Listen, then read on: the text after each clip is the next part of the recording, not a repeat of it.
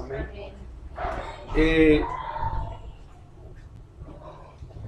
La meditación de hoy la vamos a iniciar con unas palabras que no tocamos del capítulo 18 y donde se genera una pregunta que el capítulo 19 va a resolver de a poquitos, aunque la respuesta estaría en todo el libro de Juan.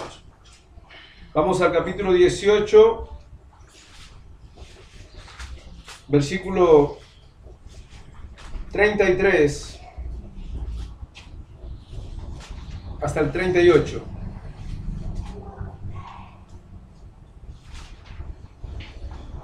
Vamos a mirar un principio en el 36 muy fuerte, muy grande, y prácticamente enmarca toda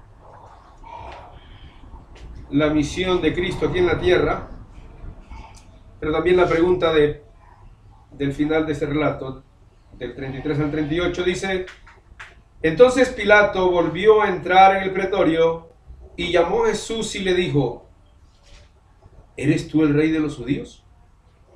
Jesús le dijo: ¿dices tú esto por ti mismo o te lo han dicho otros de mí? Pilato le respondió: ¿soy yo acaso judío? Tu nación y los principales sacerdotes te han entregado a mí. ¿Qué has hecho? Respondió Jesús: mi reino no es de este mundo. Si mi reino fuera de este mundo, mis servidores pelearían para que yo no fuera entregado a los judíos. Pero mi reino no es de aquí. Le dijo entonces Pilato: ¿luego eres tú rey? Respondió Jesús: tú dices que yo soy rey. Yo para esto he nacido y para esto he venido. Y para esto he venido al mundo, para dar testimonio a la verdad. Todo aquel que es de la verdad oye mi voz. Le dijo Pilato: ¿qué es la verdad? Y cuando hubo dicho esto, salió otra vez a los judíos y les dijo: yo no hallo en él ningún delito. Vamos a darlo hasta ahí para tomar la parte de hoy, hermanos, que va desde el versículo 10 en adelante. Pero para empezar y tocar los dos principios que aparecen allá, hermanos, para nuestras vidas. Lo primero, hermanos, en lo que hay tanta, pero tanta confusión, engaño en el día de hoy, Jesús lo descifró en una sola frase. Él dijo: mi reino no es de este mundo. Jesús vino a la tierra a establecer el reino de los cielos acá. Tanto Juan como él lo predicaron cuando decían: el reino de los cielos se ha acercado, ¿sí? Y luego él habla de que su reino sería establecido en vida de muchos de los que estaban allí con él. Él dice en Marcos capítulo 9, en el versículo 1, que el reino vendría con poder y muchos de los que estaban ahí con él no habrían muerto cuando eso iba a suceder, ¿sí? Y siempre es bueno aclarar esto, hermanos, porque el término reino ha tenido grandes confusiones, no solamente en lo que implica esto, sino en el tiempo de su venida. Hay gente que está esperando que el reino de Jesús venga. Hay gente que está pensando que Jesús va a establecer un reino físico, material aquí en la tierra. La misma mente material que tenían los judíos, ¿no? ¿Se acuerdan que los judíos pensaban así? Que iban a destronar al imperio romano. Y se están tomando libros como el de Daniel, hermano, en el día de hoy para pensar tales ideas. Pero yo creo que este texto del versículo 35 se amplía en una espiritualidad muy clara, hermanos. Su reino no pertenece a esta naturaleza humana, no es de este mundo. Su reino no tiene nada que ver con las cosas que se originan en el mundo. No tiene nada que ver con política, con partidos políticos, con presidentes. No tiene nada que ver con eso. Les recuerdo que cuando el pueblo de Israel pidió este tipo de gobierno para Israel, Dios manda a decir a través de Samuel: ¿han desechado a quién? No han desechado a hombre, sino a Dios. Cuando el pueblo el pueblo de Israel venía gobernado por Dios, a través de Dios y por medio de la manera que Dios gobierna, que es a través de padres de familia, los patriarcas. El pueblo judío, que empezó a ver cosas que hacían los otros pueblos, ellos aprendieron de los otros pueblos las hechicerías, las adivinanzas. Ellos aprendieron de los otros pueblos el divorcio, la idolatría, y aprendieron el tener rey. Y por eso pidieron gobiernos humanos. Entonces, cuando Jesús aparece en la tierra, quiere ratificarle a los seguidores de él que va a establecer un reino no teniendo nada que ver con los reinos de este mundo. Así que no es cierto, hermanos, que nuestra participación en el reino de Cristo tenga que ver con lo material. Es absolutamente espiritual porque no es de este mundo. Eso, de paso, hermanos, se complementa cuando en el capítulo 3 de este mismo libro Jesús dijo que para entrar a ese reino había que ¿qué? Que nacer de nuevo. Cuando uno nace de nuevo, entra al reino. Eso dijo Jesús a Nicodemo. Y luego lo plantea en varias cartas a los apóstoles. Por ejemplo, en Colosenses capítulo 1, versículo 13, lo pueden mirar, que uno es trasladado del reino de las tinieblas al reino de su amado Hijo. ¿Qué es el reino de Dios? ¿Y qué tiene que ver esto con nuestras vidas? La palabra reino implica gobierno, hermanos, y es el gobierno, el reino de Dios es el gobierno que Él ha querido ejercer sobre los humanos, sobre nosotros. ¿Sí? Esto por medio de su santa voluntad, a través de su hermosa palabra. Pero vamos a mirar el contraste de lo que acabamos de decir, luego miramos la pregunta de Pilato, que es la otra parte de este capítulo 18. Vamos a pasar al 19, hermanos, al versículo 10. En los versículos anteriores, los judíos lanzan una sentencia muy divina, sin darse cuenta. Estaban manifestando la real y verdadera causa que el domingo anterior mirábamos, por la cual crucifican a Jesús. Recuerde que ahí en el versículo 7 está la causa. Ellos responden: nosotros tenemos una ley y según nuestra ley debe morir. ¿Cuál fue la causa que hace que los fariseos entreguen a Jesús al gobierno romano? Ahí está en el versículo 7.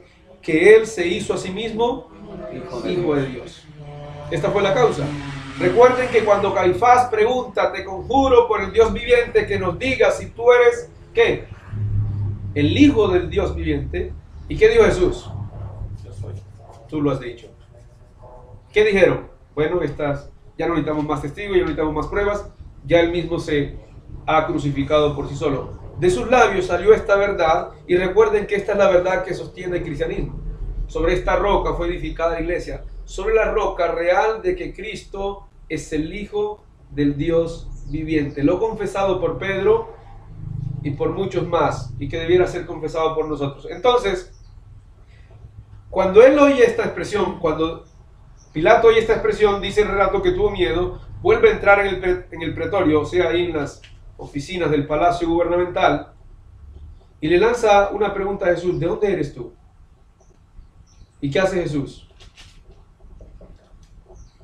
Dice el versículo 10, entonces le dijo Pilato: ¿a mí no me hablas?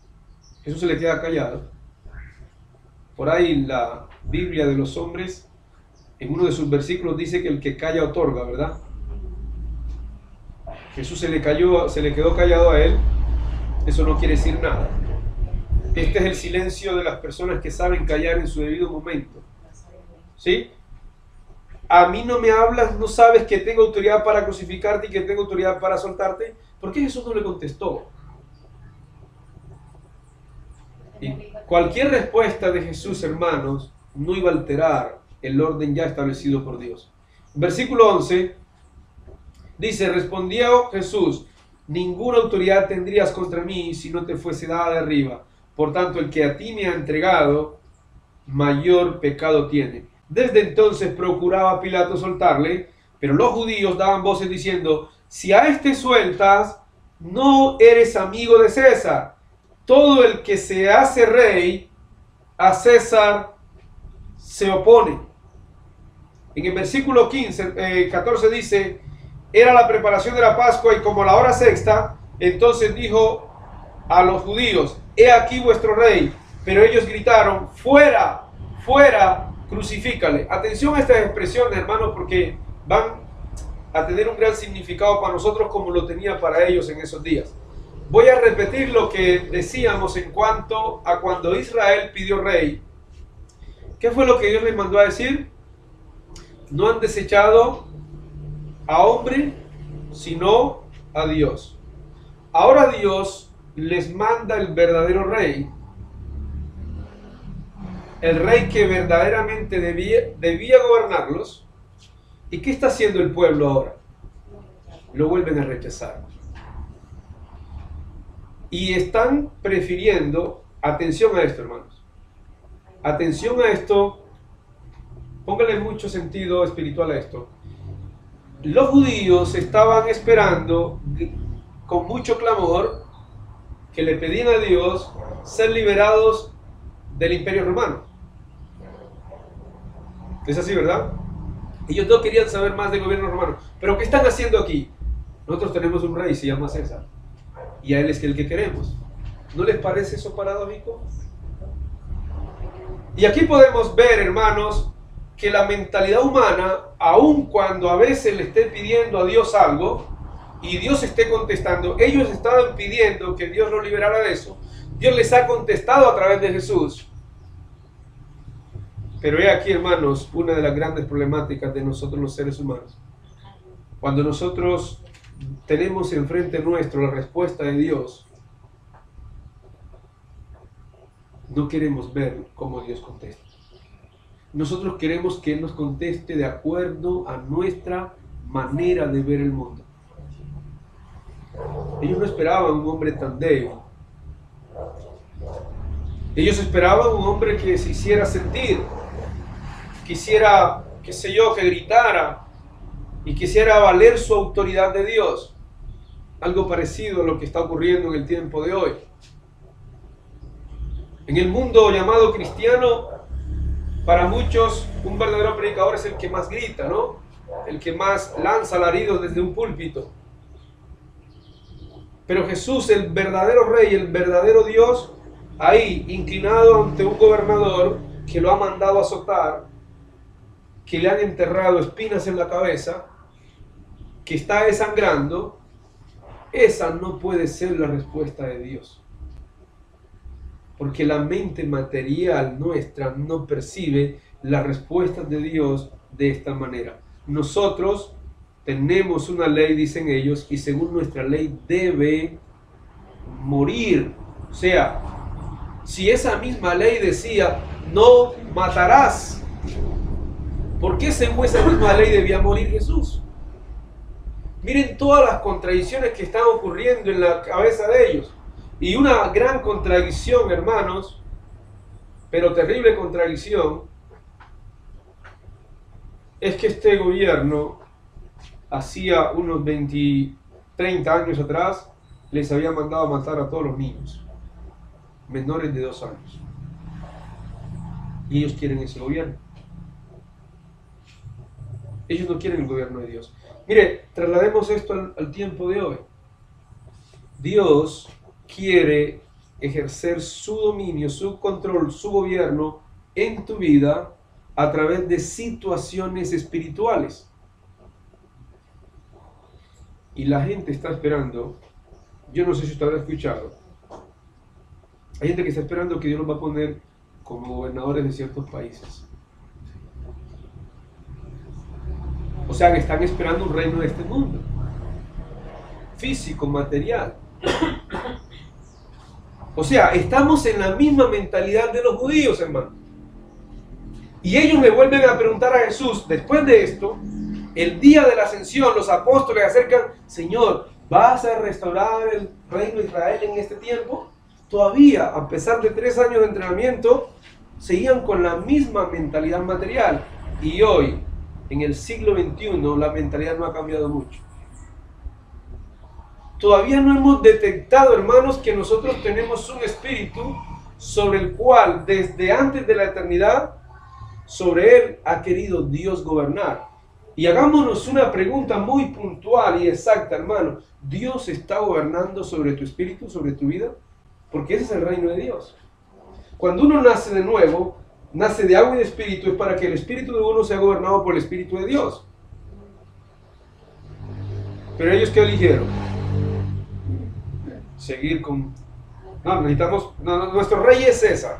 ¿Quién es tu rey, hermano? ¿Quién gobierna tu vida? Sería bueno que analizáramos esto. ¿Sabe por qué? Porque las bondades del espíritu, que medio hemos hablado de ellas, son la manera en que Dios quiere gobernar nuestra vida. ¿Se acuerdan? Gozo, paz, paciencia, misericordia, benignidad, contra tales cosas no hay. Es el verdadero gobierno. Cuando usted tiene una vida donde el fruto del espíritu, como lo miramos ayer con las damas, ha multiplicado esa capacidad del 30 por 1. ¿Han leído esa expresión matemática en los labios de Jesús? Las matemáticas de Dios no son las matemáticas de los hombres. En las matemáticas de Dios se puede multiplicar por cero, ¿sabía eso? En las matemáticas de los hombres no se puede multiplicar por cero. En las matemáticas de Dios, Él da fuerza al que no tiene nada, multiplica por cero, ¿verdad? Y en estas matemáticas, hermanos, algo que produzca el 3000%, ¿se puede? Esas cifras matemáticamente son imposibles, me han dicho los que han estudiado esta rama de la ciencia. En Dios se puede. La potencia del Espíritu tiene la capacidad, cuando usted vive en el Espíritu, de multiplicar ese fruto de la paz, del gozo, del perdón, al 30 por 1. Por eso, y solamente a través de eso, es que usted podrá sumergirse en la idea del 70 veces 7. Cuando Jesús habla del 70 veces 7, las matemáticas humanas no dan. Porque 70 veces 7 es una expresión casi que incalculable. Y es la capacidad que Dios le da al cristiano de perdonar. Ahora, revísese usted un momento ahora mismo, ¿cuánta capacidad tiene usted para perdonar? ¿Ha llegado a 70 por lo menos? ¿O a 7? ¿Cuántas veces perdona una misma jugada? Ahora, Dios a los que tomó para su reinado, a los que toma para su reinado, a los que les da su espíritu, los potencia para que perdonen 70 veces 7. Pues eso dijo él, ¿no? Les digo otra. En la potencia del espíritu, en las matemáticas de Dios, también nos capacita, nos empodera en este reinado que Él quiere ejercer sobre nosotros, que no es de este mundo, para amar a nuestros enemigos. Nos encausa, nos empodera para gozarnos y alegrarnos cuando alguien me haga daño. Esa es la manera que Dios ha querido reinar sobre nuestras vidas. Entonces, hermano, usted pertenece a ese reino que no es de este mundo, y ahí está la clave. ¿Por qué no es de este mundo? Porque en este mundo, hermano, no se perdona más de 3 veces. Porque en este mundo el amor tiene límites. Porque en este mundo la paciencia tiene límites. Y si no, revise su frase. Cuando a veces usted le dice a su compañero, mi paciencia tiene límite. Trate por un momento, hermano, de concentrarse en esto. Con toda reverencia. Y vamos a la otra parte para que lo mire. Dice en el versículo 19: escribió también Pilato un título que puso sobre la cruz. ¿Qué título colocó Pilato en la cabeza? Dice: Jesús Nazareno, Rey de los Judíos. Pilato lo entendió. El pueblo no lo entendió. Pilato sabe que la causa que lleva a Jesús a la muerte, escuche, es el haber dicho que era el rey. A nadie han matado legalmente por algo que dice. Por lo general, sentencian a una persona por lo que hace. ¿Sí? Entonces, Jesús es sentenciado por ser rey. Pero ahora observen el versículo 20. Y muchos de los judíos leyeron este título porque el lugar donde Jesús fue crucificado estaba cerca de la ciudad. Y el título estaba escrito en hebreo, en griego y en latín. Dijeron a Pilato, los principales sacerdotes de los judíos, no escribas rey de los judíos. Como quien dice, no, es que no queremos que él sea nuestro rey. Hermano, medite lo siguiente. Usted que ha seguido los pasos de Jesús, no sé cuánto tiempo cada uno, algunos sí sé. Pero aquí el dato en cuanto al reinado que Dios ha querido ejercer sobre nuestra vida es Jesús tu rey de verdad. ¿Reina Jesús a través del fruto del Espíritu en tu vida, en la potencia que Él lo quiere elevar? ¿O nosotros somos cristianos más bien que sabemos Biblia, que sabemos doctrina? ¿Qué clase de cristianos somos nosotros? ¿Pertenecemos al reino donde Jesús está gobernando cada situación de nuestra vida? Y vamos a mirar cuáles son esas situaciones. Vamos a devolvernos al versículo 18 y vamos a juntar ese versículo, vamos a mirarlo con el 1 y 2 y lo vamos a relacionar con el 18. En el 1 y 2 dice, así que entonces tomó Pilato a Jesús y le azotó.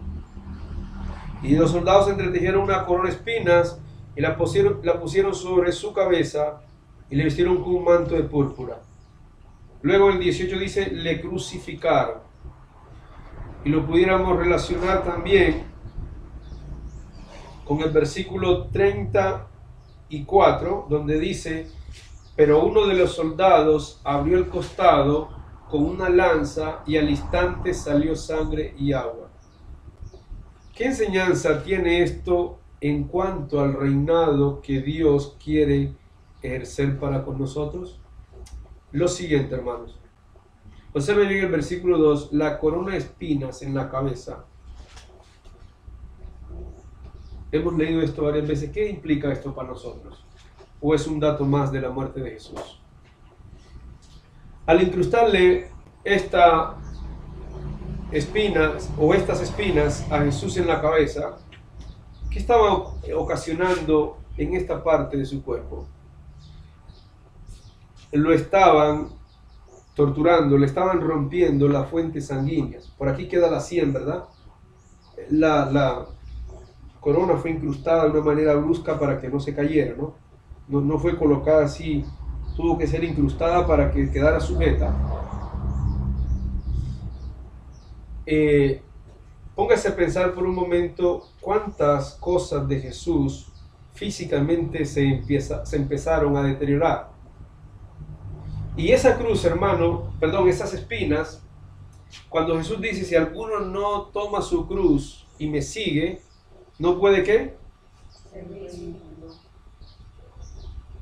Las espinas en la frente están implicando, o en la cabeza están implicando para nosotros, hermanos, que para poder Cristo gobernar sobre nuestras vidas, Él tiene que destruir todo lo que hay en nuestra cabeza.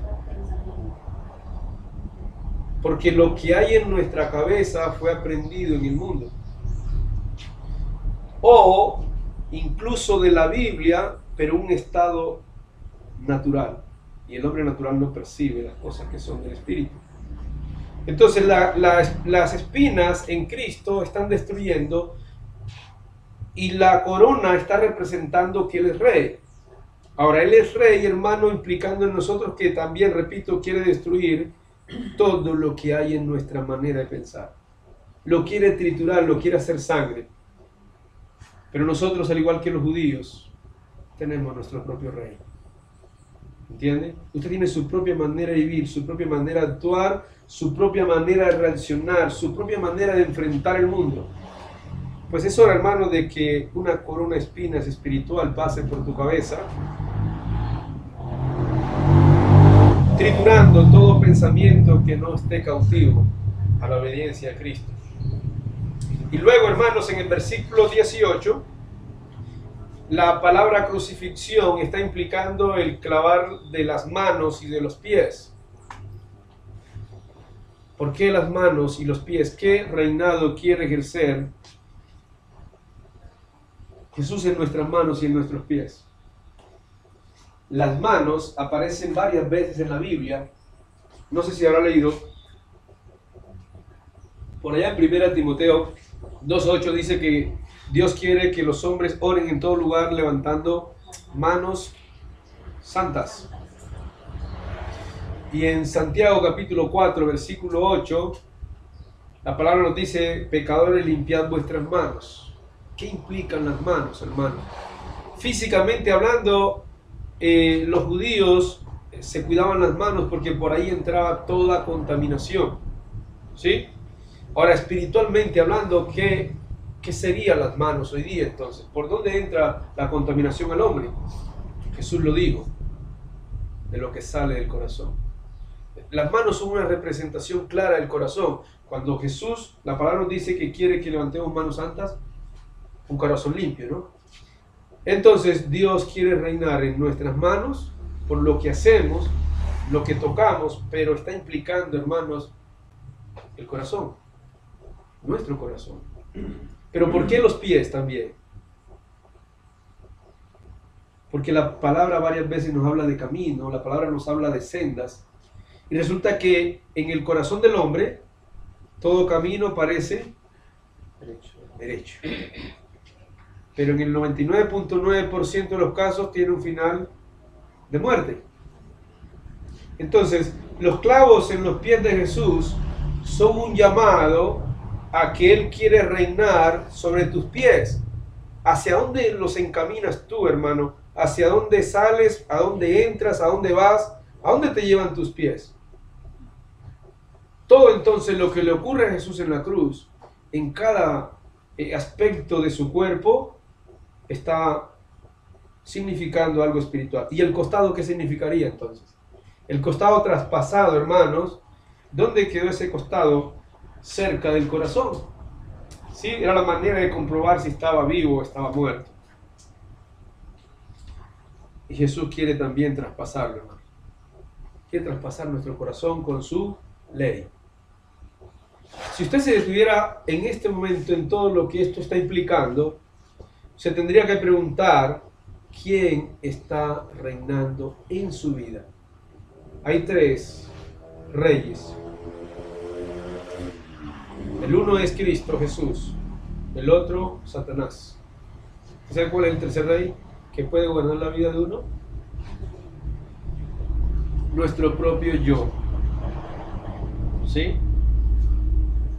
Y el yo toma de las dos partes, toma de Dios y toma del diablo. Y por eso es escrita la carta a Santiago. Doble ánimo. ¿Han leído esa parte? Se toma de las dos partes. Entonces, la crucifixión de Jesús, hermano, al él anticiparla de decir, y al decir, mi reino no es de este mundo, y al verse esto implicado con la palabra rey, porque ellos están pidiendo el verdadero rey, porque ellos no quieren que sea crucificado como rey, porque Pilato está diciendo que es el rey de los judíos, algo implica para nuestra vida espiritual. No está escrito esto como un dato histórico más, hermano. Recuerde que la palabra tiene, y sobre todo el Nuevo Testamento, un contenido espiritual. Entonces, vaya pensando esto en cuanto al reinado que Dios quiere ejercer sobre su vida. Y lo vamos, nos vamos a volver al capítulo 18 entonces, versículo 37 otra vez.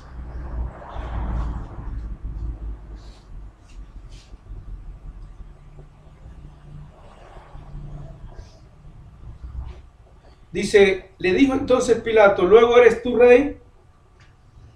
Respondió Jesús, tú dices que yo soy rey. Miren esto, hermano, yo para esto he nacido y para esto he venido al mundo, para dar testimonio a la verdad. Todo aquel que es de la verdad, oye mi voz. Mire que dice, para esto he venido al mundo, para esto he nacido. Es bueno que nosotros revisemos nuestro nacimiento. Atención, hermanos, mucha atención. Voy a repetirlo. Es muy necesario que nosotros miremos, examinemos nuestro nuevo nacimiento. ¿Por qué? Porque Cristo nació para reinar. Y nosotros nacemos de agua y de espíritu, ¿para qué? Para ser reinados por Él. Para ser gobernados por Él. Él nació para reinar sobre nosotros. En la parte espiritual, porque es la parte que el versículo 36 está marcando cuando dice, mi reino no es de este mundo. Entonces, sería bueno que usted revisara, hermano, ¿para qué ha nacido usted? ¿Para ser reinado por Él? ¿O para que el yo suyo y mío siga reinando? Se hace necesario revisarlo, ¿eh? Y luego nos devolvemos a 36, entonces, cuando termina diciendo, mi reino no es de este mundo, si mi reino fuera de este mundo, mis servidores pelearían para que yo no fuera entregado a los judíos, pero mi reino no es de aquí. Cuando el reino de Dios vino, hermanos, y Pedro toma las llaves para abrirlo, porque a él le fueron entregadas las llaves, y él abre las puertas del reino, predicando la palabra el día de Pentecostés en Jerusalén. Ese día nacieron y entraron al reino, ¿cuántos? ¿Se acuerdan? Un promedio de 3.000 súbditos de Cristo. Y ellos nos demostraron, hermanos, cómo empezaron a ser gobernados por Cristo. ¿Se acuerdan cómo lo demostraron? Ya lo hemos visto varias veces. Ya debe saber sobre memoria. Ellos demostraron que Cristo reinaba sobre ellos por lo que creían, por las doctrinas que enseñaban o por la manera de vivir. Por su manera de vivir. Eran cristianos sencillos, humildes, compartían entre todos. Nadie decía ser suyo lo que tenía. Es la manera de Cristo tomar nuestra cabeza y triturarla, porque cuando nuestra cabeza no ha sido triturada, lo nuestro es nuestro. ¿Entiende? Pero cuando Él la tritura, hermanos, como la trituró en ellos, empezó a reinar en ellos, todas las cosas las tenían en común. Permanecían juntos. Compartían el pan, la palabra, la doctrina. Empezó Cristo a reinar. La era del Espíritu había llegado, hermanos. La era del reinado de Dios. El reinado de Satanás había caído unos días atrás.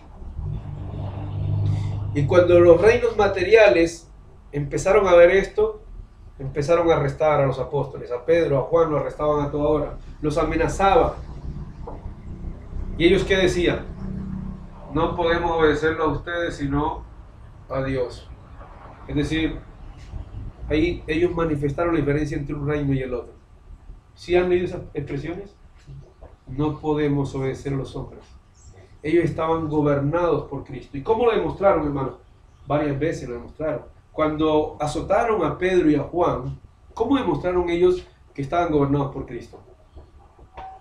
¿Salieron cómo? Insultando a aquella gente, ¿verdad?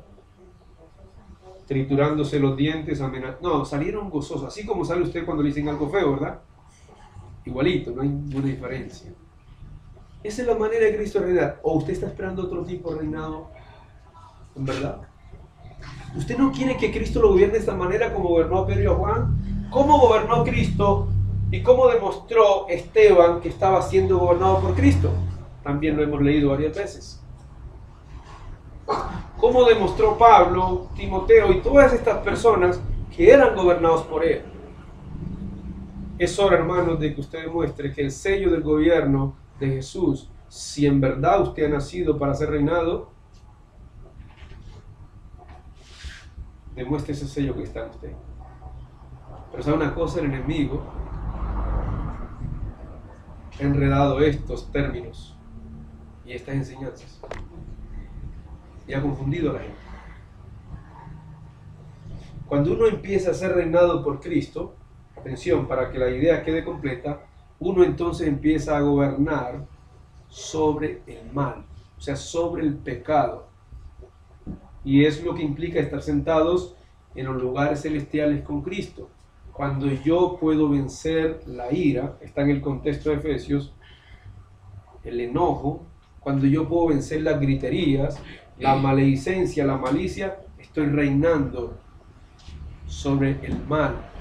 ¿Y con qué reino? Con la potencia del Espíritu. Y ahí lo dice, si quieren leanlo por favor, en Efesios 4.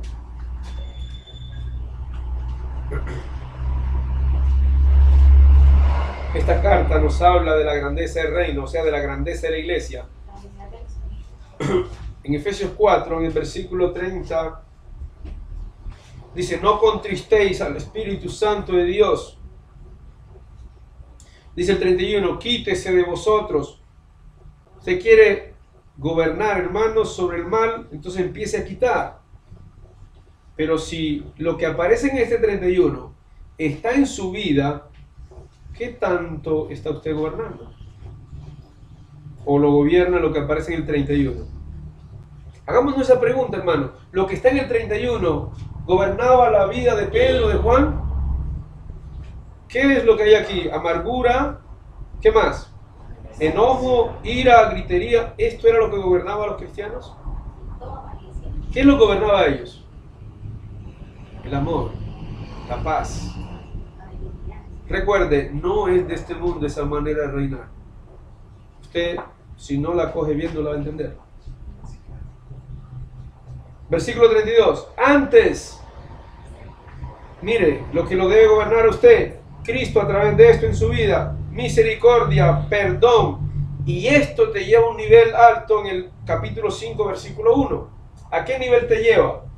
A que tú termines siendo un imitador de ¿quién? Como hijo de Dios. ¿Qué se imagina esto, hermano? Y para estos hay promesa.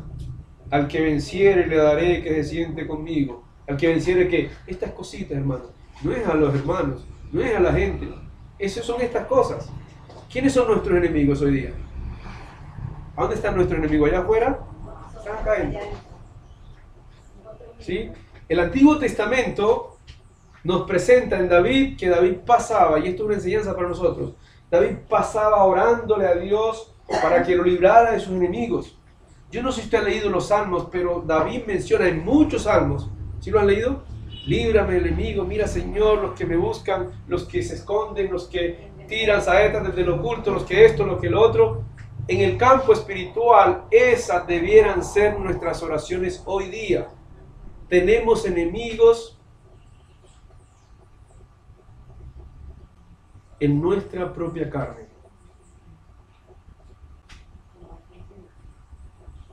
Y nos pueden estar reinando, hermanos. Y si usted sigue esperando un reino material, lo van a seguir gobernando estas cosas. Seguro que sí. Volvamos a Juan, para ir terminando.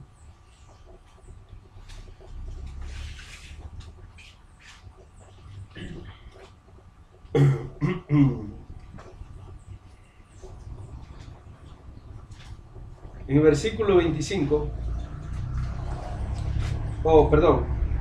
antes de llegar allá, versículo 23, cuando los soldados subieron, crucificado a Jesús, tomaron sus vestidos e hicieron 4 partes, una para cada soldado.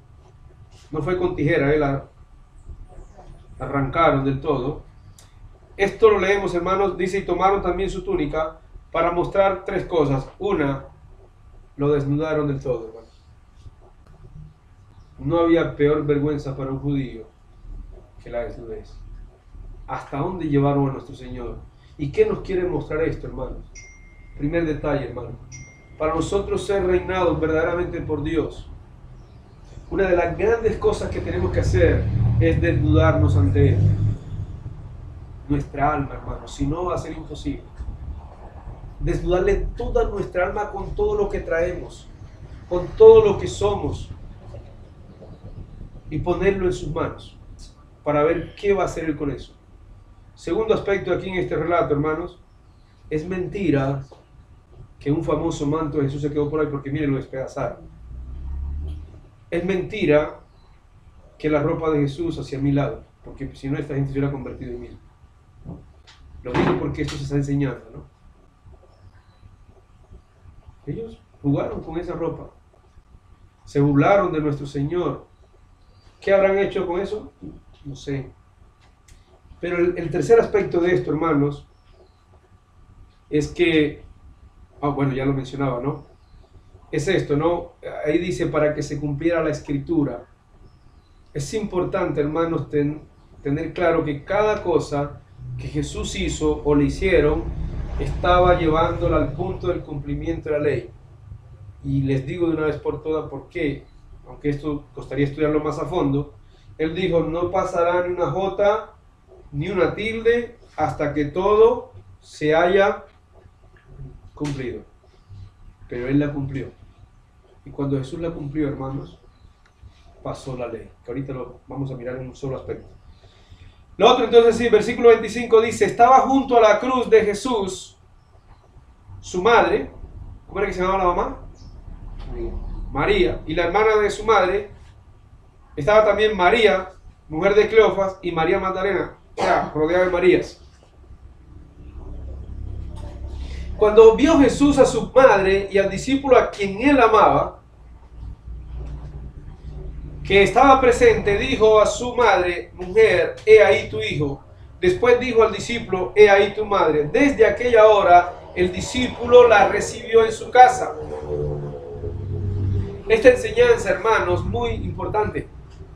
En lo físico, hablando así, Jesús se preocupa por el cuidado de María. Lo raro es que teniendo María tantos hijos, ¿por qué se la encarga a Juan? Y aquí viene el dato, hermanos. Yo creo que lo sabemos todos. Pero miren que nadie podía cuidar de María espiritualmente. Sus hermanos no creían en él. Ahora, ¿a quién se le entrega Jesús? Al hombre de más confianza. María para esta época podía tener alrededor de 60 años más o menos. Jesús ya tiene 33. Y las judías se casaban después de los 30. Así que ella estaba preparada para casarse con José cuando quedó embarazada, ¿se acuerdan? No es como la pintan por ahí que de 15 y 16, no. Las judías no salían de la casa sino después de los 30. Y Jesús ya tiene 33, ya tiene sus años, ya ha tenido un promedio de 8 hijos, ¿sí? Entonces ya necesita cuidado. Y Jesús quiso encargarle al hombre de confianza, a su madre. Pero noten esto aquí para que lo elevemos un poco más a lo que Dios nos quiere llevar. Jesús tuvo, hermanos, más de 500 discípulos. Dice el 1 Corintios capítulo 15. Más cercanos a él, 120 varones. La pregunta es, ¿por qué a Juan? Y viene el asunto aquí, hermanos. ¿Cuántas cosas nosotros hoy día en la iglesia, que es el reino de Dios en nuestro tiempo, pensamos que merecemos que Dios nos las confíe a nosotros? ¿Podrá Dios confiarte algo a ti? ¿Y por qué te lo puede confiar? ¿Por qué le confiaron a Juan el cuidado de María? ¿Por cualquier cosa? ¿Porque le pareció bien a Jesús? ¿O había algo en Juan? Es bueno que pensemos en esto, hermanos. ¿Por qué también a Juan se le va a encargar, junto con Pedro, el trabajo de dirigir la iglesia? ¿Cuánta confianza habían logrado estos dos mortales en Jesús? Y lo enfatizo, hermano, porque por allá el apóstol Pablo dice en 1 Corintios 4, 1 y 2, que se requiere de los administradores que cada uno se haya hallado fiel. No sé si lo habrán leído. Dios no confía sus cosas, el cuidado de sus cosas, a cualquiera. Y nosotros tenemos que estar claros y convencidos de que Él ha ejercido un verdadero gobierno en nuestras vidas para que Él nos encomiende cosas. ¿Entiende? Sino que hay un gusano que pica a más de uno. Esto pasa en todo el mundo cristiano. de los que quieren a veces figurar, de los que quieren enseñar, de los que quieren una cosa, de los que quieren otra. Pero esto implica muchas cosas, hermano. Cuidar de la iglesia del Señor no es cuidar de Coca-Cola, no es cuidar de Odebrecht. Han oído mencionar esa empresa, ¿no? Por estos últimos días. Es cuidar la empresa celestial que no es de este mundo y que fue comprada con un sufrimiento. Uno dice con sangre, pero esa sangre, ¿cuánto sufrimiento llevó? No es asunto de en una congregación de simplemente repartir cargos, porque no es así. Tiene algo más espiritual, porque no, en el mundo, hermanos, en las instituciones mundanas, no sé si se haga así a la rápida, a la ligera. En el reino celestial, en el reino que costó sangre, en el reino planificado en la eternidad, se requiere de cualidades, de asuntos y de un mundo sumergido en lo espiritual, donde Cristo esté demostrando en cada vida su reinado, donde la cabeza haya sido ya verdaderamente triturada del pasado y esté pensando como reinado por Cristo, donde nuestros pies estén caminando solamente en la vía de Cristo, donde nuestras manos estén limpias, donde nuestro corazón haya sido limpio, hermanos.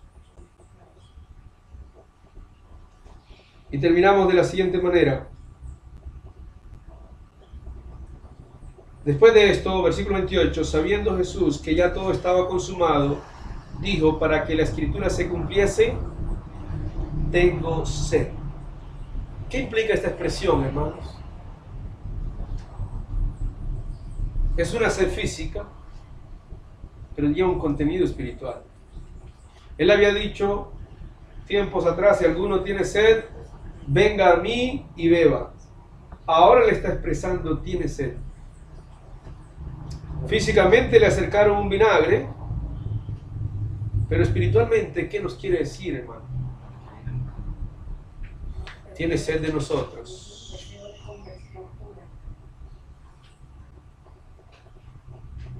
¿Será que nosotros somos agua que Cristo quiera probar? El vinagre no le supo bien. Nosotros que somos agua para calmar la sed de Él, o somos vinagre.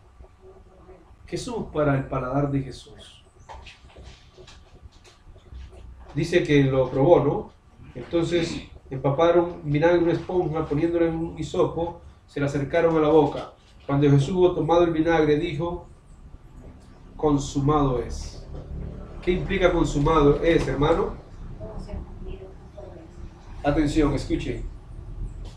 Primero, la ley fue cumplida. Ahí terminó todo el auge de la ley. ¿Sí? La ley es clavada en la cruz, Colosenses 2.14. Y en ese mismo Colosenses 2.14, el reinado de Satanás y de las huestes del mal fueron vencidas allí y son exhibidas públicamente. Todo lo que era el Antiguo Testamento, hermanos, póngale mucho cuidado.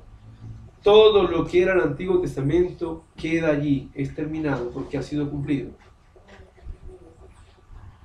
Toda la vida nuestra bajo los efectos de la muerte, bajo el poderío del enemigo, bajo el poderío de la ley, terminó allí, porque Cristo se hizo maldición por nosotros.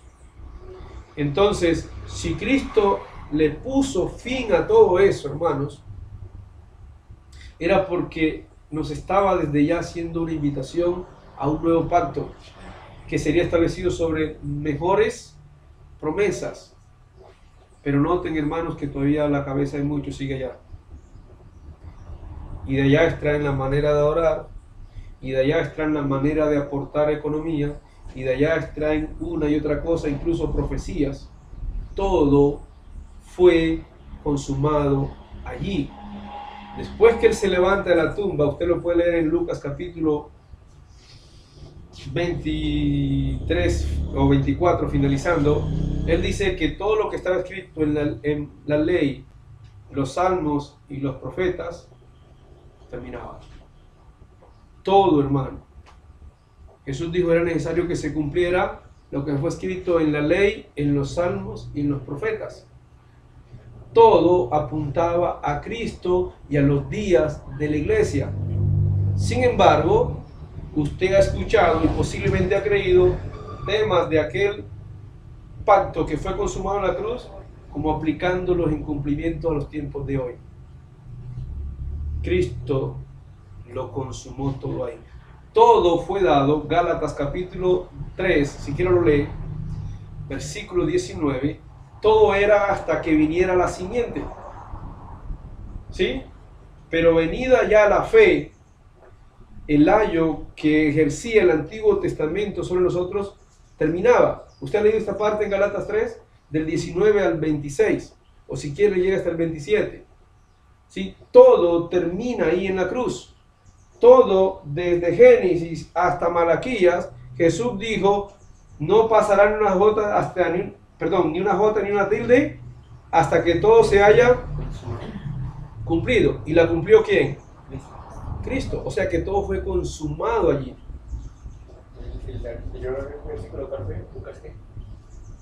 Lucas capítulo 24. Gálatas 3:19 dice que todo era hasta que viniera la simiente. En Lucas capítulo 24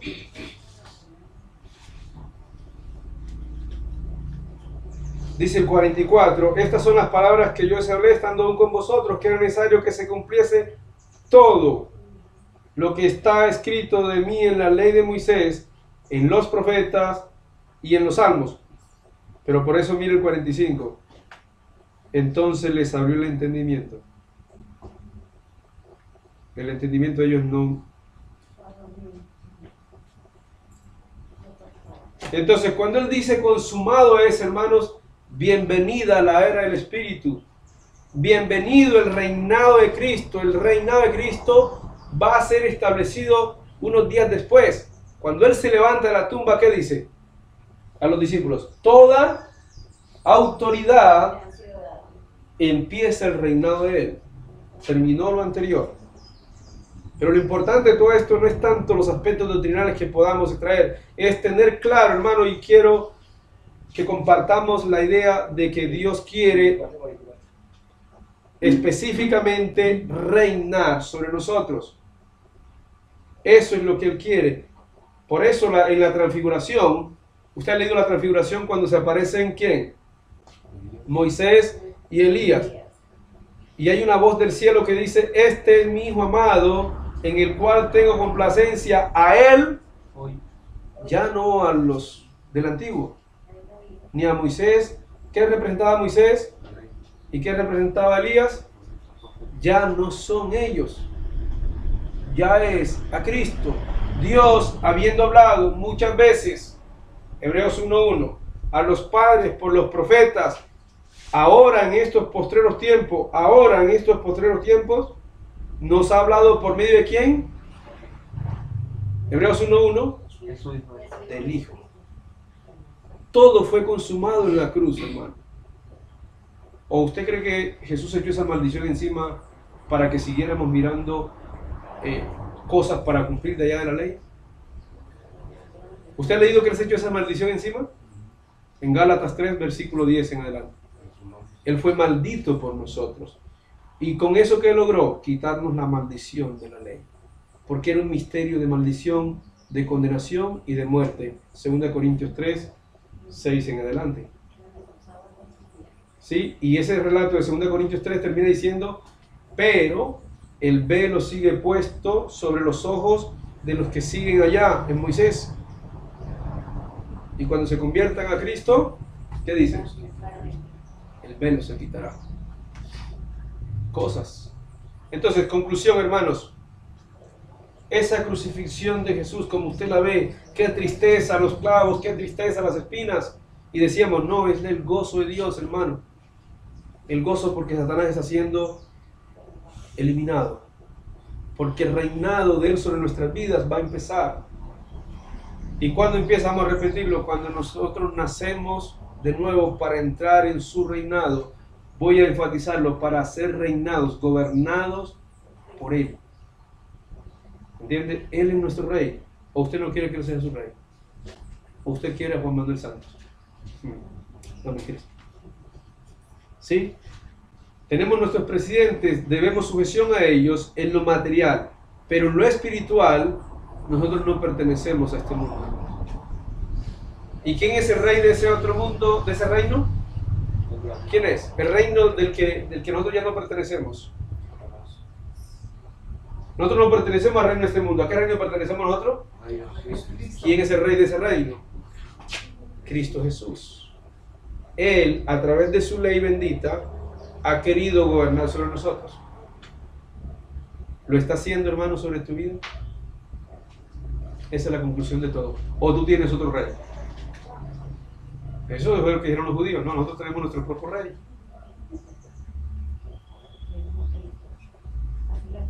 Dios nos ayuda, hermanos, cada día a meditar en lo que Él quiere hacer en nuestras vidas.